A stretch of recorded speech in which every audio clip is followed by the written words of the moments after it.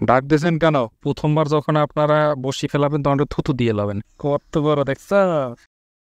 Hello hello সবাই রে, কি অবস্থা সবার? আশা করি সবাই ভালো আছেন। নতুন একটা ভিডিওতে আপনারা স্বাগতম। তো আজকে এটা রাইড শেয়ারিং এর ভিডিও না, এটা আমি গ্রামে যাইতেছি। কেন যাইতেছি, কি কারণে যাইতেছি, এটা ভিডিওর মাঝখানে বলবো। পুরো ভিডিওটা জুড়েই সাথে থাকেন, তাইলেই জানতে পারবেন কেন গ্রামে যাচ্ছি। তো সকাল সকাল বেরোয় যাইতেছি, আমার বাইরে পিক করতে যাইতে হবে। ও যাবে আমার সাথে, ও আছে উত্তর আজমপুরে। ওরে আগে পিক করি, তারপর আপনাদের সাথে কথা বলতেছি। আমরা হলো পদ্মা হয়ে তারপরে বাড়ির উদ্দেশ্যে যাব। এখন ঘড়িতে বাজে হলো 5:56 মতন। ভাই আছে ওই জায়গায় বৈশা। আমাদের রওনা দেওয়ার কথা ছিল আরেকটু সকালে, আমার বেরোইতে বেরোইতে একটু লেট হয়ে গেছে। বাইরে আজমপুর থেকে পিক করলাম, আগে তেল ভরবো তারপরে যাব। এখন বাজে 6:23, অনেক লেট হয়ে গেছে। আস্তে আস্তে তেল ভরা শেষ। চলেন একবারে আপনাদের মাওয়া যাইয়া তারপর আপনাদের সাথে কথা বলতেছি।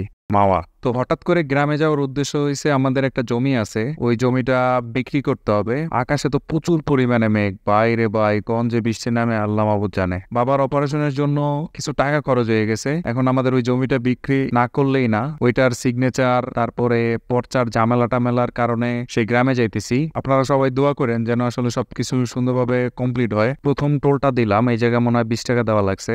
জানি না, যাইতে তো আছি, বৃষ্টি নামলে মাঝখানে যে কি করবো, অবস্থা অনেক খারাপ। মেঘের অবস্থা তো ভালো দেখতেছি না। আর আমরা যদি না যাই তাইলে অনেক ঝামেলা হয়ে যায় বাবার জন্য, কারণ বাবার একার পক্ষে এগুলো সামলানো সম্ভব না। এই কারণে আর কি যাইতেছি। পদ্মা পারা গায়া মোটরসাইকেল का लेन है इधर में।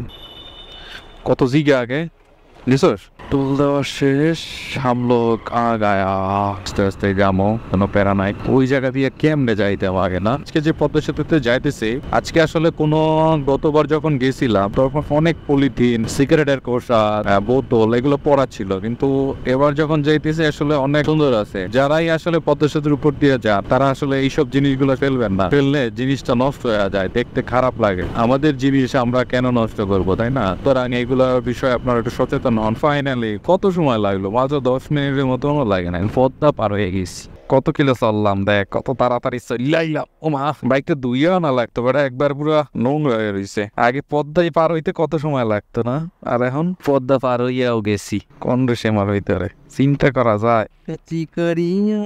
পদ্মা সেতু পার করে এখানে কিছু সময় জিরাইছি। জিরানোর পরে ভাইয়ের কাছে ক্যামেরা দিছিলাম, ও একটু ভিডিও টিডিও করছে। আপনারা একটু ভিডিও টিডিও দেন।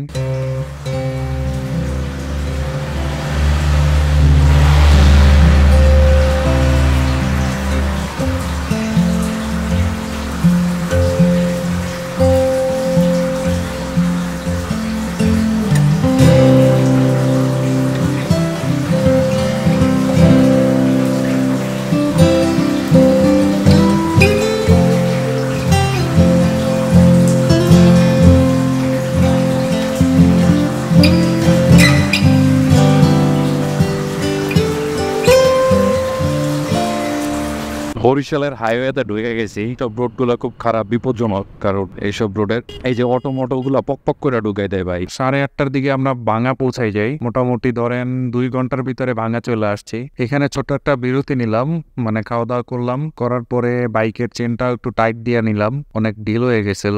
এরপর আবার রওনা দেই। যারা জোরে গাড়ি চালান তাদের জন্য বলতেছি, অচেনা রোডে স্পিডিং করবেন না, কারণ এই যে দেখেন রোড গুলো দেখেন উঁচা ঠালা হয়ে রয়েছে। 9:19 মতো বাজে। তো গ্রামের রাস্তায় ঢুকে গেলাম। এখন যেখানে আছি এই রোডটা হলো আমার বাড়ির থেকে 1 কিলোমিটার দূরে। তো বাড়িতে আইসা পড়ছি, এখন বাজে 10:31। মোটামুটি 4 ঘন্টা লাগলো বাড়িতে আইতে। তো আইসা কিছু সময় বসছিলাম, বসার পরে এখন যাইতেছি বাবার সাথে একটু দেখা করতে। বাবা আছে দোকানে। তো এটা হচ্ছে বাবার দোকান, এখনো কাঠ ফারে।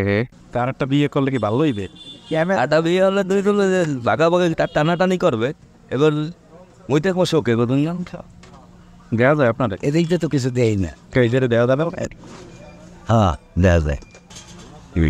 কোন ক্যামেরা? তারপরে বাবার লগে দেয়া সাক্ষাৎ কইরা চলে যাই সেই নদীর পাড়ে একটু ঘুরতে। দেখেন কত সুন্দর নদী, বৃষ্টিতে ভালোই লাগতেছে। আজকের মতো এখানে বিদায় নেই, কালকে দেখা হোক। মন খারাপ তো না, বলতাম তো এইটা হচ্ছে সকালে। তো আজকে দলিলের যে পর্চা আছে ওইগুলার পারপাসে কিছু দরখাস্ত লিখতে হবে। চেয়ারম্যান বরাবর ওইগুলাই লিখতেছিলাম। তো ওইগুলা লেখা টেখা জমা টমা দিয়া তারপরে বাসায় আসছি। বাসায় আসার পরে চিন্তা করলাম যে না, বাসায় কি করবো। এরপর চলে যাই সেই মামবাড়ির দিকে। জানি ভিডিওটা একটু বড় হবে, ধৈর্য ধরে দেখেন, আসলে অনেক কিছু জানতে পারবেন আমার সম্পর্কে। মানে মামা বাড়িতে আছে হলো দাদা আর দাদি আছে, তো ওনাদের দেখতে যাইতেছি। তো যাইতে যাইতে মামা বাড়ির কিছু স্মৃতি বলি। তো আগে ছুটি হইলেই দৌড় দিতাম মামা বাড়ির দিকে, কারণ মামা বাড়িতে আম কাঁঠাল সবকিছু ছিল আর ভালোবাসার একটা জায়গা ছিল এই জায়গাটা। মানে অনেক মজা করছি মামা বাড়িতে, সেটা ধারণার বাইরে। মামা বাড়িতে বন্ধু বান্ধব ছিল অনেক, তো সবাই এখন যার যার মতো ব্যস্ত, এই জন্য মামা বাড়িতে আসতেও আসলে মন চায় না। তারপরও আসছি। তো চলেন একটা বন্ধুর সাথে দেখা করাই, বন্ধু প্লাস মামা। সে চিনতে পারতেছে না। কেমন আছিস তুই? তুই ভয় পাইছস? চলে মোটামুটি বয় বয় তারপর আমার সাথে কথা বললা সেই মামা বাড়ির উদ্দেশ্যে যাই। আমার মামা বাড়িতে বাইক ভিতরে নেওয়া যায় না, মানে অনেক দূরেই রাইখা তারপরে যাইতে হয়, কারণ ওইদিকে বাইক নিলে ঝামেলা, বৃষ্টিতে কেদা হয়ে গেছে, তো এই জন্য আর বাইক অত দূর নেওয়া যায় না। ডাক দিয়েছেন কেন? আপনি কে? কেন ডাক দেবেন কেন? না না না, ভয় পাইছো দিদিরা? মনিকা ওকে দেখা যায় না বেশি তো। মনিকা না ফেরো না তোর নাম কি বলো? ফেরো না মনিকা। তোমার নাম কি? সাওয়া। তুমি এখন কি করবে? 1 2 3। যে জীবনটা আছে সেটা আমরা পরীক্ষা করব। কই তোমার গাছ কোথায় দেখাও তো। এটা তোমার গাছ, তুমি পরীক্ষা করবে এখন। এই যে এটার ভিতর কি নিছো? রং। বাহ, তো এখন এইটা কি এই গাছটা দেবা এটার ভিতরে? দাও তো, এখন এটা নীল হয়ে যাবে। তারপরে আমরা এখন মাছ ধরতে যাব। ওই ফেস দিয়ে কেদা না বেশি, একটু ফোটা আলাম। এখন এই জায়গা টোপ দেওয়া হচ্ছে। এই যে মনু, প্রথমবার যখন আপনারা বসি ফেলাবেন তখন থুতু দিয়ে লাবেন, থু থু থু থু থু, নাহলে মাছ পাওয়া যাবে না। দাও এই যে, দাও এই যে, দাও পাইলি না, ডাইকে থো।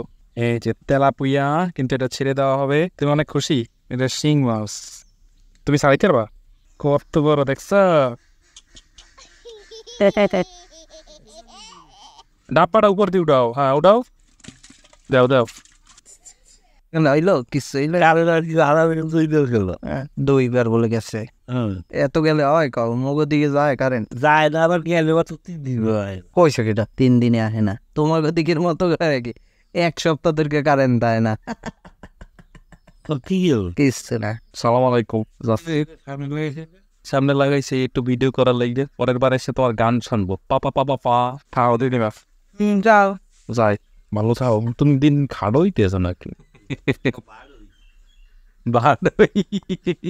বাড়ো তুমি বাড়ই তুই যা কর কি খাওয়াইলো সেই তো কই কি মরি গেলে হয়েছে কে বউ নিয়ে আইলে গর্জনে সইতা মনে। এই কেদার ভিতরে লইয়া মুখে আমনে কও। ভালো আছেন না? দেখতে একটু লাল তুই বাড়িতে ঢাকা ঢাকা।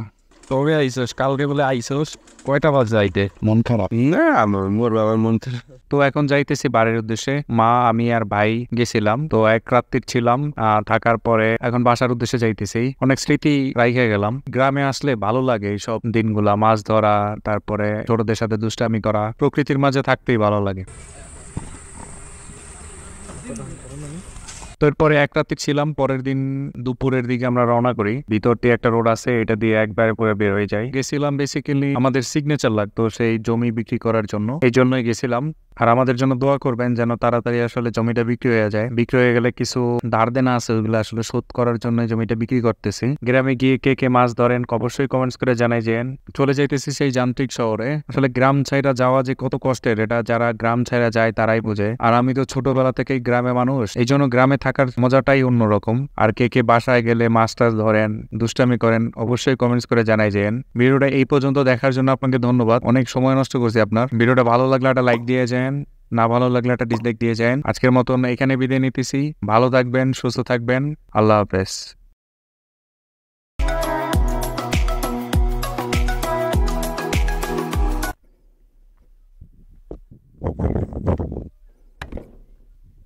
হ্যাঁ